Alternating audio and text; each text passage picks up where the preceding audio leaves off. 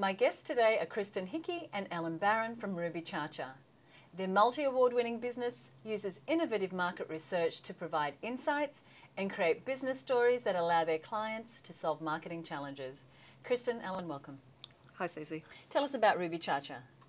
Susie, Ruby Cha-Cha started 2.5 years ago, and it was a result of Kristin and I identifying a gap in the market for an planning-led, research-based organisation. So clients were really crying out for more than research and for expertise that came from seniors rather than the kinds of research that they were getting, which is coming from some of the larger organisations. So 2.5 years ago we set out to fill this gap, and we're doing very, very well. The company's in enormous growth. We now have 12 employees, which is great, and we're in demand. So. And a terrific name, a terrific company name. Thank you. What role should research play in a company's business strategy? Look, I think for any business that truly wants to be customer-centric, research is absolutely fundamental. It has to be the foundation of excellent business strategy, portfolio strategy, marketing strategy. And brand strategy as well. So it really, I guess it really is a foundation piece. It's not, the hero of the business strategy, but it enables businesses to make the right decisions. And I think in addition to that, it sometimes provides them with a sense of a framework. So if you're doing a market segmentation, for instance, it provides them a consistent view of the market, a consistent language. It can underpin, for some of our clients, very large clients as well, underpins organisational structure in alignment with the market segments. So I think it's quite integrative as well as part of underpinning that business strategy. And what sort of issues does it solve? Well, based on what Kristin was saying, a lot of it is about decision making and validating those decisions. So clients will come to us with questions as broad as, how do I make my business grow? How do I get my brands to do more? So how do we get them to stretch into different areas, different markets? How do I declutter my marketing, my packaging and so forth, and make my brand stand out? Who is my target audience? What segments do I go after? Who's important? Who's the most valuable customer? So across the marketing mix, there are many, many questions that we can deliver against. But modern research is really well and truly beyond just the marketing mix alone. So we're asked to help with things like customer value propositions. We're doing a lot of workshopping and facilitation now in helping clients really reach decisions. And facilitating them getting to the end point. Now, you offer a professional service. What I want to know is what mistakes you see people make when they're doing their own research. That's a really interesting question, because I think today there's the proliferation of market research, access to tools and information for our clients. I guess I see two types of mistakes, two categories of mistakes. One is really the technical expertise. And yes, some people have this in organisations, but the technical expertise is the consumer psychology, the statistics behind the quantitative research.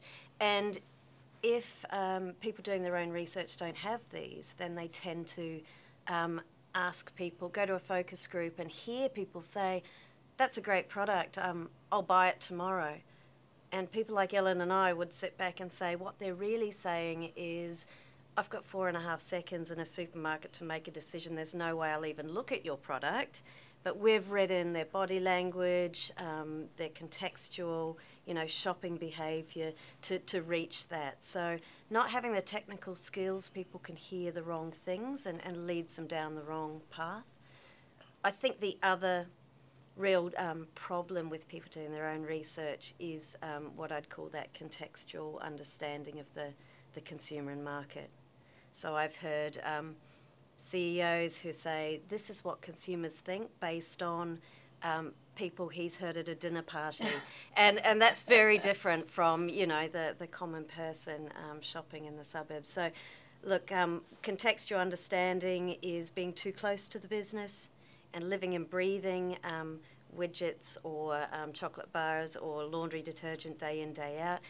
Technical skill set is something that, you know, if people don't have that experience and knowledge, they will make mistakes in interpretation of the research. It sounds like where you take customers is to a point of clarity where they can make really good decisions.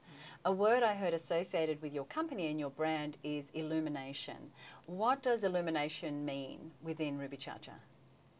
Well, illumination to us, Susie, is that moment when business decision makers, marketing directors or brand managers have the wow moment. They suddenly realise exactly what they need to do to get an emotional connection with their brands and to get consumers engaged and loyal and back in terms of, you know, buying their brands, but also capitalising on new opportunities. And that's very different from traditional research, which is, you know, stacks of data or reams of report or just reporting the facts, and often leaving the decision makers, well, that's nice to know, but what do I do next? So illumination to us is that fine-tuning. It's taking insights, it's working it up into brand plans, marketing plans, strategic plans, really providing roadmaps that help the decision makers know exactly what they need to do next. You've had some great success in your business. Tell me what advice you'd give other women looking to start their own business.